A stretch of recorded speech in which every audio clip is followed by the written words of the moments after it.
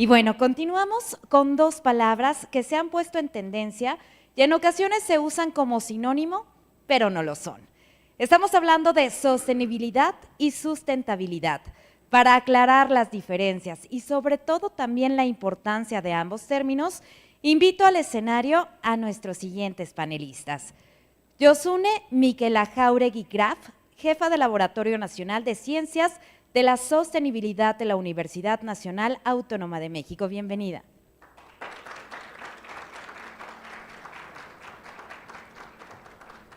Invitamos también a Eduardo Vega, coordinador universitario para la sustentabilidad de la Universidad Nacional Autónoma de México. Invitamos también a Karina Suárez, reportera especializada en economía del diario El País México. Bienvenidos.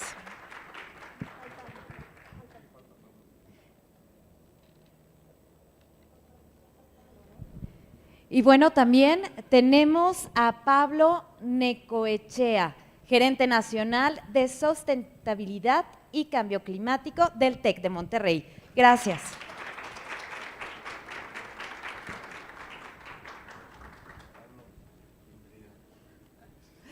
Hola, muy buenos días. Muchas gracias a todos nuestros asistentes y obviamente a nuestro grupo de expertos. Les agradezco los minutos que se han tomado esta mañana para hablar de un tema tan importante como es la agenda de sostenibilidad y sustentabilidad en México y nos hablen de los desafíos, sobre todo en esta actualidad que hay obviamente en boga este tema como del cambio climático, la transición energética, y creo que en México es muy importante que hablemos de estos temas.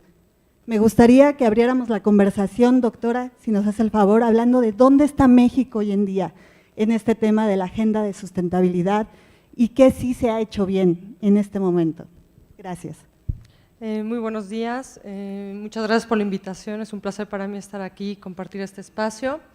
Y bueno, me gustaría empezar esta reflexión pues compartiendo, ¿no?, que en realidad el desarrollo sostenible o la sostenibilidad o las ciencias de la sostenibilidad en México como un campo de conocimiento científico es relativamente reciente.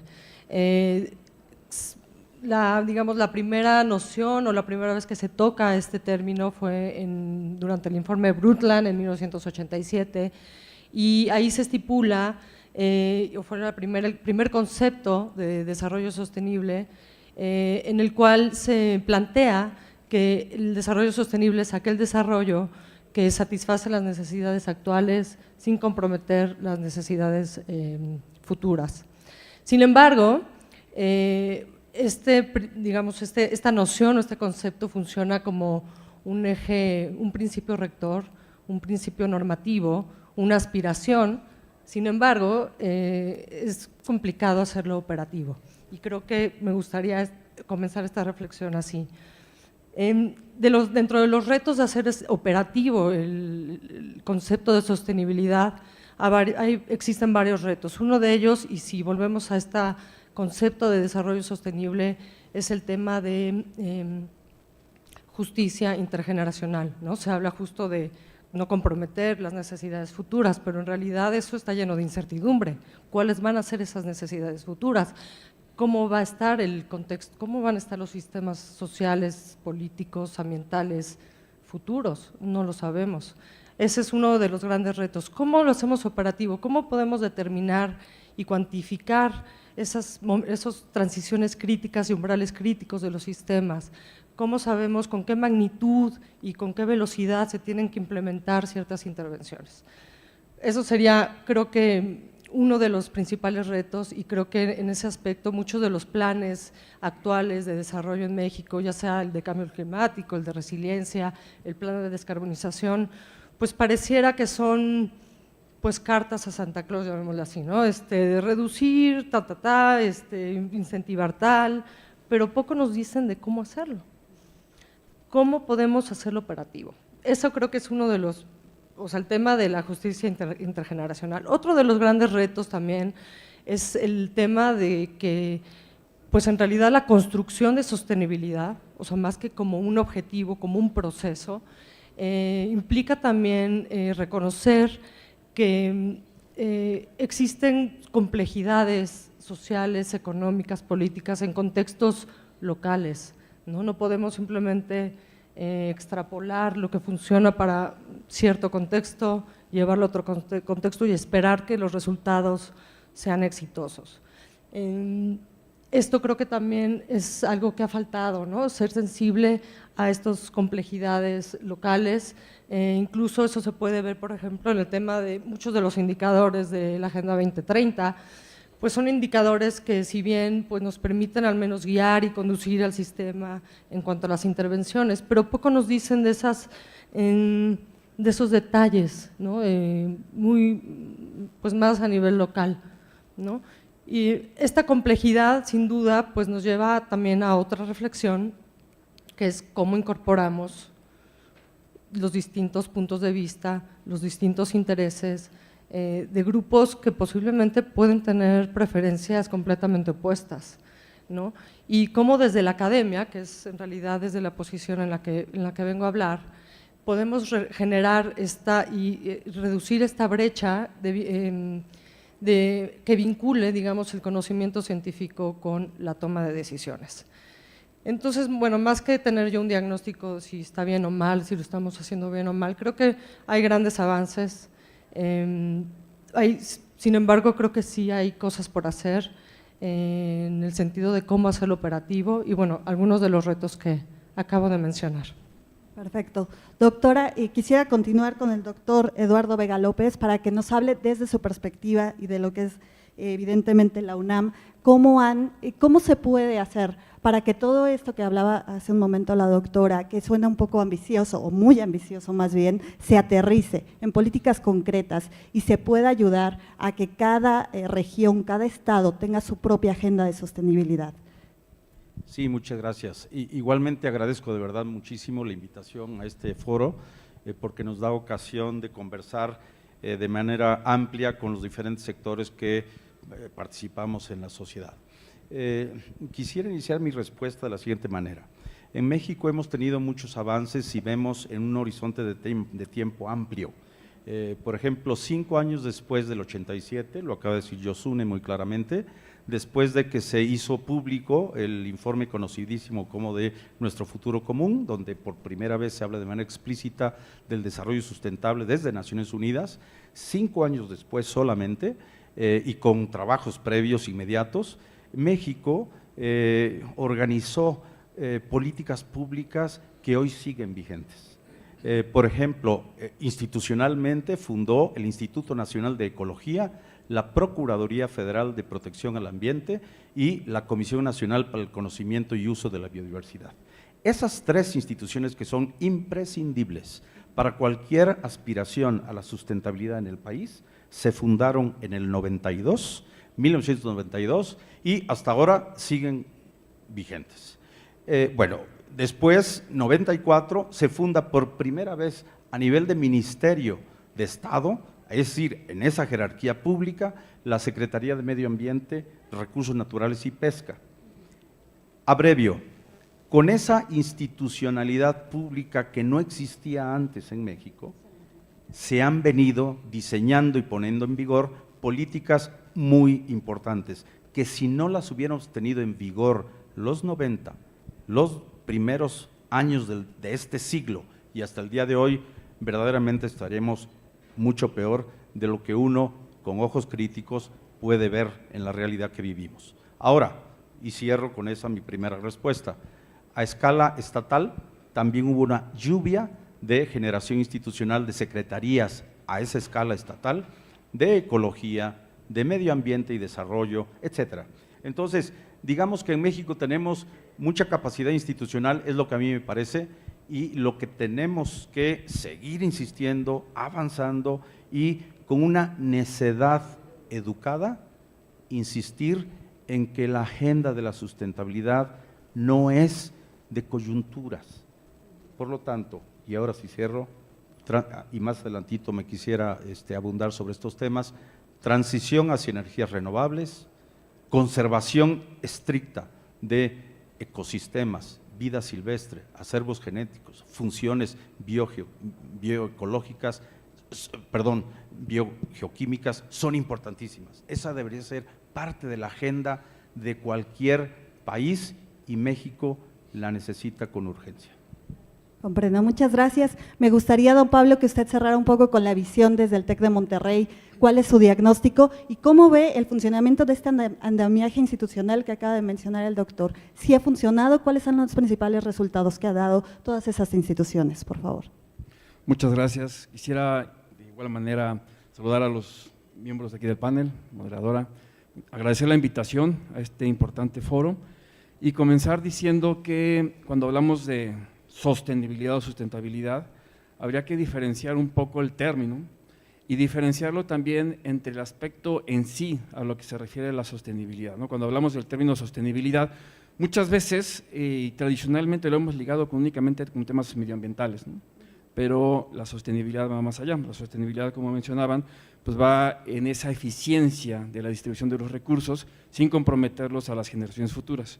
Y dentro de esta eficiencia de distribución de los recursos, pues están diferentes tipos de recursos, ¿no? Todos los recursos que existen actualmente que nos pueda venir a la mente son limitados y por eso tenemos que hacer una correcta distribución de estos mismos recursos. Y dentro de este concepto de la sostenibilidad, pues está lo social, está lo ambiental, está lo económico, está la gobernanza. Entonces, si nos referimos pertinentemente en este foro a la sostenibilidad ambiental, las universidades, como miembros transversales enfocadas hacia ese desarrollo sostenible, tienen un papel fundamental, ¿no? El Tecnológico de Monterrey en este caso tiene la aspiración de construir un futuro sostenible basado en una cultura proactiva a la emergencia climática que actualmente estamos viviendo, ¿no? Y esto es palpable en el hecho de que los fenómenos meteorológicos pues cada vez son más intensos y más frecuentes, ¿no? Y nos afectan la calidad de vida, como veíamos en el panel anterior, y nos afectan también la infraestructura y nos afectan también los sistemas que actualmente conocemos, todo los vulnera. Actualmente nadie se puede salir de esa conversación del cambio climático porque vulnera todo. El Tecnológico Monterrey trabaja con esa cultura proactiva hacia la emergencia climática mediante acciones que son ejes, los estamos llevando a cabo, diferentes ejes como investigación, como propia cultura, como investigación, educación, como es mitigación y como es adaptación. ¿Para qué? Para poder ser una institución modelo en términos de sostenibilidad, pero el tecnológico pues no es un agente único, ¿no?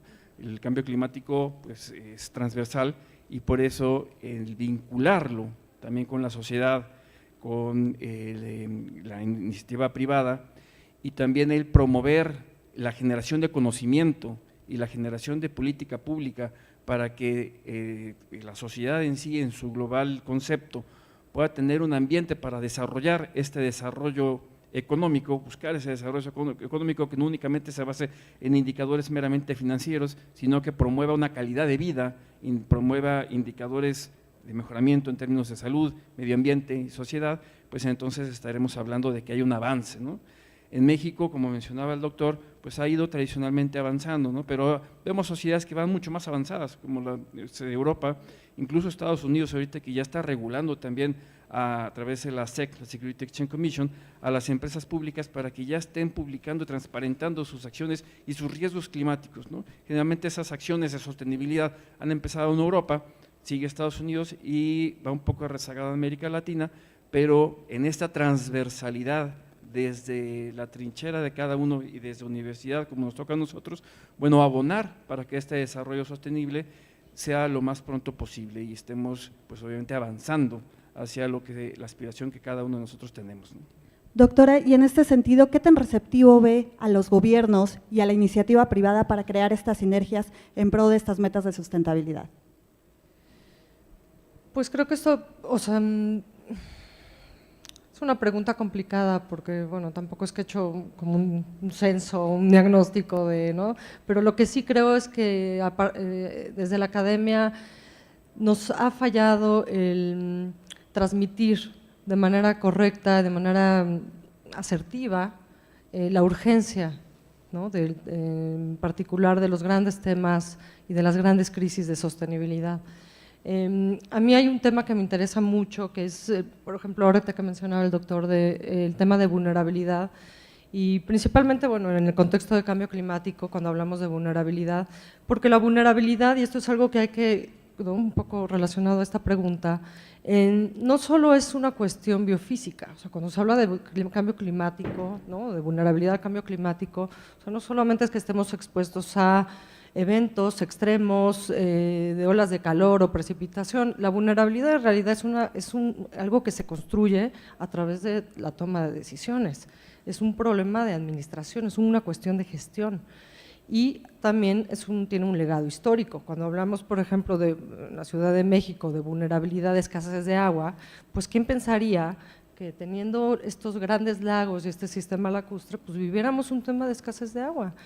Pero llevamos más de 7 siglos con un sistema de gestión hídrico, pues que nos ha llevado obviamente a una situación de escasez, es decir, la construcción de vulnerabilidad y la construcción del riesgo no es solamente un aspecto biofísico, sino también tiene una cuestión sociopolítica que muchas veces es poco visible y poco tangible. Y me parece interesante porque entonces hay toda una dimensión intangible de los grandes problemas de sostenibilidad que se requieren entonces hacer explícitos. Y eso creo que es algo que la academia, al menos en esta aspiración por construir su sostenibilidad, tendría que tener un mejor trabajo para poder transmitir esta información. En este punto, doctor, ¿cuáles son los esfuerzos que tiene que hacer todavía la academia para transmitir este sentido de urgencia del que habla la doctora? ¿Qué les ha faltado, nos ha faltado a todos para poder acelerar este cambio? Sí, como conocimiento científico en todas las universidades me refiero, no solamente en la UNAM, sino el conocimiento que tenemos como bien público. Ya tenemos algunos hallazgos afianzados en conocimiento científico importantísimos. Por ejemplo, cambio climático, ya algunos lo hacen, pero casi nadie discute su relación directa con las decisiones antrópicas, es decir, las decisiones que las sociedades humanas tomamos en relación con el uso de la energía, el uso del agua, el uso del territorio, las capacidades que rebasamos de la naturaleza. Bueno, es digamos, esa colección de decisiones y acciones humanas que se traducen en procesos económicos específicos que son intensivos en energías de origen fósil o de altísimo consumo de agua por un producto que si uno hace la productividad o la estimación de la productividad, agua, riqueza material nueva es bastante baja. Entonces, si uno sabe ya por conocimiento científico que cambio climático está directamente relacionado al consumo desmedido de la energía primaria y secundaria de origen fósil, es evidente que la traducción de política pública con ese conocimiento científico es transitemos de manera acelerada ya a las energías renovables, sin locuras. Nadie está diciendo que mañana, y nadie está diciendo que dejemos ya de consumir origen fósil, las energías que tenemos, pero lo que sí es que no podemos seguir insistiendo en una política que se afiance en la misma energía de origen fósil. Empecemos ya a las renovables y empecemos también a conservar, o más bien continuemos, pero de manera sistemática, a conservar los ecosistemas, porque, a ver, bosques, selvas, matorrales xerófilos, pastos naturales, mar y su biomasa que habita en los mismos, toda esa realidad que es ecológica, entre miles de funciones imprescindibles para la vida, una es la captura y almacenamiento de carbono. Entonces, si no conservamos selvas, bosques, mares, y si seguimos quemando energía fósil, aunque digamos en el discurso que estamos de acuerdo con la sustentabilidad, en los hechos no lo estamos haciendo. Don Pablo, yo creo que a usted le toca una pregunta difícil, en este sentido, México, ¿cómo va con la transición energética justamente y en este impulso por el desarrollo de energías renovables? Muchas gracias. Mira, México como país pues es de los pocos de países en vías de desarrollo que no se ha comprometido a una meta de neutralidad, ¿no? Pero tampoco hay que cargarle todo a un gobierno. Yo creo que la transición a este desarrollo sostenible depende mucho de diferentes actores. Y la universidad, la industria, el gobierno, pues tiene sus propias etapas de transición. Como ejemplo, nosotros como Tecnológico Monterrey tenemos la meta que para el 2040 alcancemos la neutralidad de carbono. Y para eso pues tenemos diferentes acciones. El doctor hablaba acerca de diversificar la matriz energética y hacerla más renovable. Nosotros tenemos la meta que al 2025 el 80% de la energía que consumimos en el Tecnológico de Monterrey provenga de energías renovables, ¿no? Yo creo que en el hecho de que cada uno de estos actores, tanto gobierno como universidad, como industria, empresa, sea consciente de las externalidades que tiene por sus acciones y sus operaciones y hacerse responsable de esas externalidades negativas para disminuirlas y también hacerse consciente de las externalidades positivas para poder seguir beneficiándose de ellas y beneficiando la comunidad en la cual está instalado. El transparentar estas externalidades para que los grupos de interés estén enterados, se sientan identificados los mismos miembros de la organización, se sienta comprometida la organización con lo que está haciendo y hay una trazabilidad también entre las acciones que está haciendo y lo que se está reportando y que esa trazabilidad impida un greenwashing, porque actualmente pues muchas instituciones pueden decir de más y no hay una trazabilidad de lo que realmente se está haciendo, ¿no? Y en un futuro no muy lejano, esto va a tener incluso implicaciones legales, ¿no? El tema del greenwashing. Entonces, en esta transición energética, yo creo que el gobierno no debería estar solo, sino que nosotros, cada uno de los miembros y actores de esta sociedad, deberíamos de abonar y contribuir hacia esa transición energética.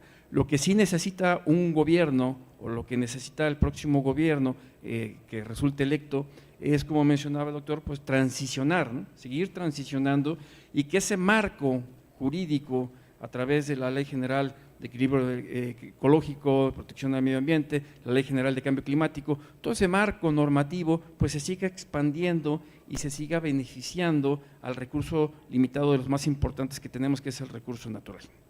Todavía falta legislación, no sé si esta pregunta la abro al panel, pero todavía falta más legislación o sanciones más duras para poder agilizar la aplicación de la agenda de sustentabilidad.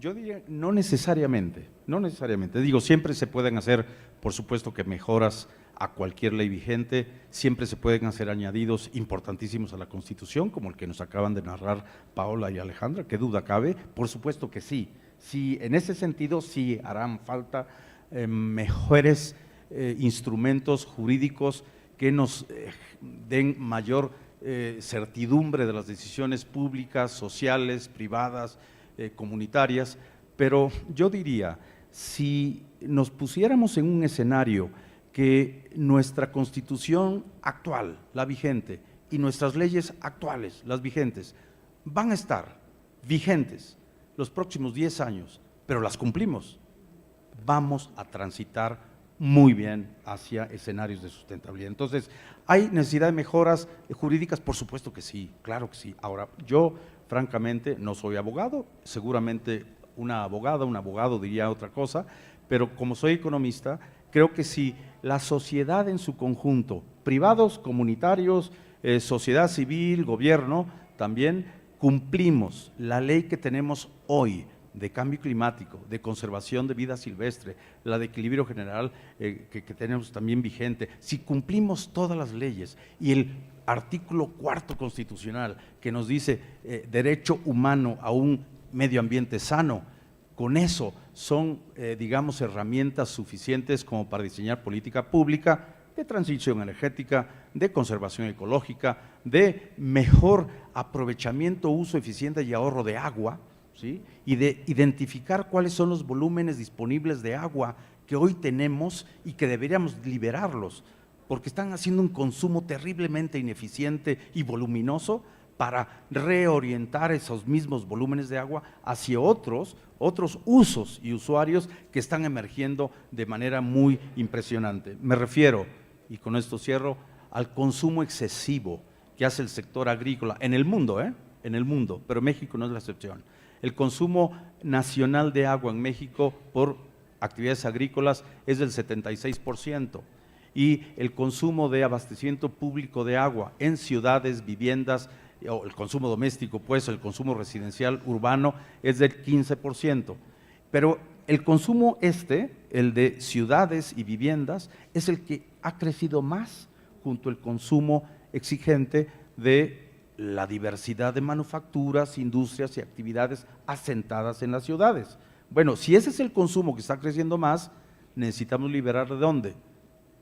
Del consumo agrícola. Entonces, esa es una discusión de política pública importantísima. Sí, yo requerí un minuto como para reflexionar esta pregunta. Y a mí lo que me parece es que más que tener políticas públicas más estrictas, realmente necesitamos políticas públicas adaptativas y flexibles que nos permitan conducir al sistema hacia estos espacios pues deseables. ¿Esto por qué? Porque finalmente si en este ciclo de toma de decisiones, que muchas veces es una toma de decisiones clásica, tomando como con base extrapolaciones de cosas que conocemos, pero en realidad, digamos, con una perspectiva hacia un futuro cuyas condiciones desconocemos, nuestros grados de libertad pues nos van realmente, o sea, se van estrechando. ¿Esto qué quiere decir? Que si generamos un mecanismo de políticas públicas adaptativas que permita la reflexión y el aprendizaje en el sentido de no repetir siempre lo mismo, como un poco lo que es ahorita el tema de adaptación, que es, bueno, ¿cómo me voy a adaptar al cambio climático? Bueno, pues ahora, si tenía aquí mi muro, voy a construir un muro más grande, ¿no? En realidad lo que te requerimos son transformaciones en la manera en la que operamos, y eso es realmente un aprendizaje cognitivo, de los modelos mentales, de la parte de aprender a recibir esos estímulos también del ambiente biofísico y cambiar nuestra manera de decidir. Entonces creo que sí se requiere un cambio en la manera, en los mecanismos en los que se toman decisiones, y que sean mecanismos más informados, utilizando tecnología, con mejores datos, utilizando inteligencia artificial, que las respuestas sean prontas, no reactivas, sino realmente planeadas, con sistemas de alerta temprana que nos permitan identificar y priorizar áreas vulnerables, y pues con intervenciones pues óptimas y eficientes. Comprendo. Y bueno, ya vamos cerrando también con un par de preguntas, pero don Pablo, ¿cómo ve el interés de las generaciones jóvenes en este modelo de aprendizaje? ¿Sí existe un sentido de necesidad de aplicar por parte de los más jóvenes, o es algo que todavía falta hacer, estamos rezagados para que se transmita bien este sentido, como ya decíamos, de urgencia y esta necesidad de aplicar y hacer ideas y acciones ya? Ya no tenemos mucho tiempo, ¿no? Mucho margen. Gracias. Sí, y aquí vuelvo al concepto de sostenibilidad. Muchas veces y tradicionalmente las empresas han relacionado el concepto de sostenibilidad como un gasto, pero actualmente y con la visión también pues de expertos y lo que está pasando también en otros países, se está viendo la sostenibilidad como una oportunidad y como un retorno a la inversión. Y hablando de este retorno a la inversión y hablando de intangibles como reputación, el hecho de que una institución adopte un modelo de sostenibilidad que sea ambicioso, que no se quede en una línea base de cumplimiento, sino que ambicione en lo ambiental, en este caso, pues obviamente esto atrae nuevos nichos de mercado. Actualmente el recién egresado pues no quiere trabajar en una empresa tradicional, ¿no? Quiere trabajar en una empresa que sea responsable, que sea socialmente amigable, ambientalmente amigable, quiere sentirse identificado con lo que ya están pensando, ¿no?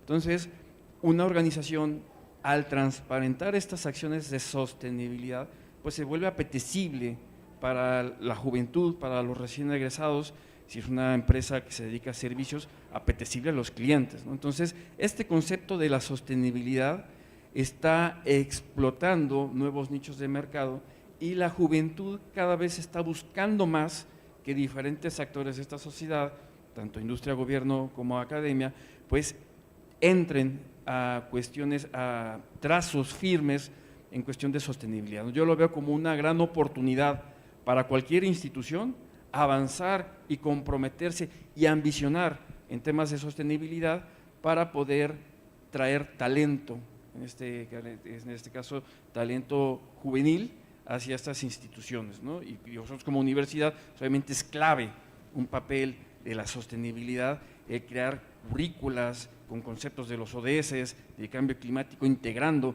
este tipo de conceptos a los currículas, generando investigación, productos de innovación, en centros de investigación de la universidad que abonen y transiten hacia ese desarrollo sostenible, pues obviamente es algo que no solamente beneficia a la universidad, sino que beneficia a todos los grupos de interés que están relacionados directa o indirectamente con una universidad. Comprendo. Y ya tenemos algunas preguntas de ahora sí de nuestros asistentes, no sé si nos puedan hablar, por ejemplo, dice, ¿cómo podemos frenar obras públicas que siguen afectando la conservación de los ecosistemas? Nos pregunta nuestra audiencia. No sé si alguien gusta. Pues organizándonos, supongo, movilizando recursos, movilizando espacios de debate, como puede ser un gran espacio de debate en el que tengamos también la tolerancia para escuchar y construir nuevas maneras de generar conocimiento. A mí me parece que algo que también mencionaba el doctor, me parece fundamental incorporar y empoderar aquellas voces que tradicionalmente han estado pues poco escuchadas, ¿no? En este caso, pues las infancias, la juventud, como a pesar de que, bueno, no es que tomen decisiones, no pueden ir a votar, pero sin duda, pues requerimos también programas de fortalecimiento de capacidades, capacidades dirigidas a los roles y funciones de cada sector. Y bueno, en este sentido creo que la universidad pues, tiene una misión fundamental como un nodo catalítico y de innovación ¿no? de tecnológica y de investigación científica, justo para fortalecer estas capacidades y lograr pues, aquellas transformaciones que son necesarias. Okay. Y nos preguntan también, ¿cuáles son los retos de la transición hacia la sustentabilidad en México para el próximo gobierno? Sí, no abundo muchísimo porque trataré de ser breve, pero a ver, hago un listado solo de ejemplos, no exhaustivo. Transición energética hacia las renovables, conservación ecológica de selvas, bosques, costas, mares, uso eficiente y ahorro de agua, manejo integral y sustentable de residuos, y yo cerraría la lista, dije solo enunciativa, no exhaustiva, desde una visión de economía circular, de que debemos de usar varias veces el mismo insumo, la misma energía, la misma agua, el mismo territorio, antes de suponerlo desechable. Entonces, si no cambiamos pronto esa visión de economía convencional lineal, pues entonces no estaremos avanzando hacia esta aspiración de sustentabilidad. Don Pablo, ya nos preguntan una última también a nivel internacional. ¿Existe algún bloque interesado en apoyar a México? ¿Cuáles son las experiencias internacionales y algún caso de éxito que nos pueda decir en esta agenda? Gracias. Pues mira, yo lo ligaría que la sostenibilidad no va a transitar si es que tampoco se mueven los recursos económicos y financieros hacia proyectos verdes o sostenibles, ¿no? La misma Organización de las Naciones Unidas ha dicho que no se van a alcanzar los objetivos de la Agenda 2030 si es que no se mueven estos fondos económicos y financieros hacia proyectos sostenibles, ¿no? Y para eso, pues, cada vez vemos más productos financieros desde la banca comercial, desde la banca privada, desde la banca de desarrollo, que ofrecen financiamientos a productos verdes, ¿no? Tanto deuda etiquetada con productos verdes, como también poder financiar proyectos tanto de infraestructura, de política pública, como de iniciativa privada, para poder desarrollar este tipo de proyectos que transitan hacia poder mitigar los impactos negativos de cualquier organización, ¿no? En cuanto a casos de éxito, bueno, lo hemos visto aquí mismo en México, ¿no? Mismo Nafin, Banobras, pues financian este tipo de proyectos etiquetados como sostenibles a favor de poder mitigar este tipo de impactos. En cuestión internacional, pues hay gran cantidad de fondos, ¿no? El mismo, la misma conferencia de las partes, la COP, bueno, una de sus misiones también es poder tratar de financiar la lucha del cambio climático en países que no tienen tantos recursos para poder hacerlo, ¿no? Yo creo que mientras estemos buscando cada miembro de cualquier institución cómo poder financiarnos y tomar en cuenta estos nuevos créditos o beneficios, tanto fiscales como económicos, que estos actores financieros están ofreciendo, pues obviamente será más eficiente esa transición hacia un desarrollo sostenible, ¿no? Y esto es un caso de negocio para cualquier empresa, ¿no? Cualquier empresa está buscando siempre una mejor tasa en cuestión de financiamiento, una mejor flexibilidad. Entonces, el hecho de que primero se identifiquen este tipo de fondos y luego se aplique y luego se comprometan ciertos indicadores para poder mitigar impactos negativos, bueno, entonces yo creo que sería un cierre de pinza muy efectivo hacia una transición verde. Ok, finalmente una última, quien la quiera contestar, por favor. ¿Cómo crear el compromiso de gobierno con la sostenibilidad, si el presidente de México se esfuerza en mantener operando refinerías como la de Cadereyta o Nuevo León?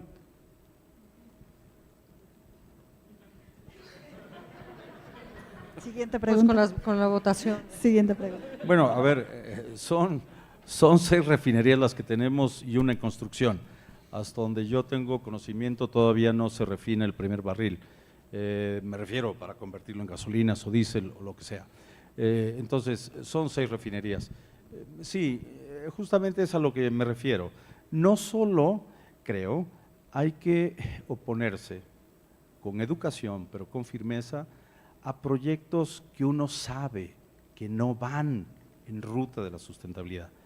Pero ojo, no solo son obras públicas, sino también hay que defender a las instituciones públicas que ya están haciendo y han hecho en el pasado una gran contribución a la sustentabilidad. Me refiero a la CONABIO, la Comisión Nacional para el Conocimiento y Uso de la Biodiversidad, es un ejemplo nacional e internacional que ha aportado muchísima información sistematizada, fundada en conocimiento científico y que a partir de ese conocimiento se han elaborado programas de gestión, programas de trabajo, programas de conservación de más del 25% del territorio nacional y ha identificado a miles de especies de vida silvestre, flora, fauna, información genética y hoy, lamentabilísimamente, se pretende desmantelar. Entonces, así no se va hacia la sustentabilidad. Gracias. Pues muchísimas gracias, no sé si gustan agregar algo más, pero les agradezco esta conversación, este debate tan profundo y las invitamos a continuar aquí en el país. Muchas gracias.